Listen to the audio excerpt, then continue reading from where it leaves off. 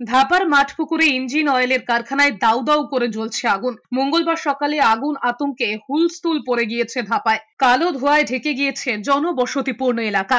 আগুনের লেলিহান শিখা পুরো কারখানাটাকে গ্রাস করেছে। খবর পেয়ে ঘটনাস্থলে পৌঁছয় দমকলের একের পর এক ইঞ্জিন। কারখানায় দাহ্য বস্তু মজুদ থাকায় কার্যত অগ্নিকুণ্ডে পরিণত হয়েছে পুরো কারখানাটি। দমকল চেষ্টা চালালেও আগুন নেভাতে কার্যত হিমশিম খেতে হচ্ছে দমকল কর্মীদের। দমকা হাওয়ার জেরে আগুন পাশে গাছ, ইলেকট্রিকের তারে ছড়িয়ে পড়ে। কারখানার কর্মীদের দ্রুত বার করে আনা হয়, খালি করে দেওয়া হয় আশপাশের বাড়ি। কারখানায় বিপুল পরিমাণে রাসায়নিক পণ্য মজুদ থাকায় আশপাশের বাড়িতে যাতে আগুন না ছড়িয়ে পড়ে তার জন্য চেষ্টা চালিয়ে যাচ্ছেন দমকল কর্মীরা। জুন মাসে মাত্র 11 দিনের মধ্যে শহরের 3টি জায়গায় বিধ্বংসী অগ্নিকাণ্ডের ঘটনা ঘটেছিল। ক্যামক স্ট্রিটে বন্ধ রেস্তোরাঁ, কসবা অ্যাক্রোপোলিস মল এবং গডস্টিন প্লেসে।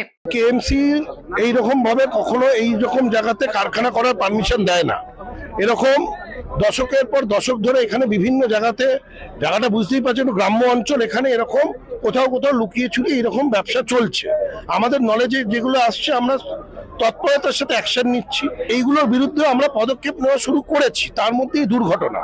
আমরা যা যা অ্যাকশন নেওয়ার প্রপার সেই অ্যাকশন নেব, যাতে ঘনবসতি অঞ্চলের মধ্যে এইরকম কোনো কারখানা উইদাউট কোনো পারমিশন, উইদাউট কোনো কমপ্লায়েন্স যাতে না চলতে পারে।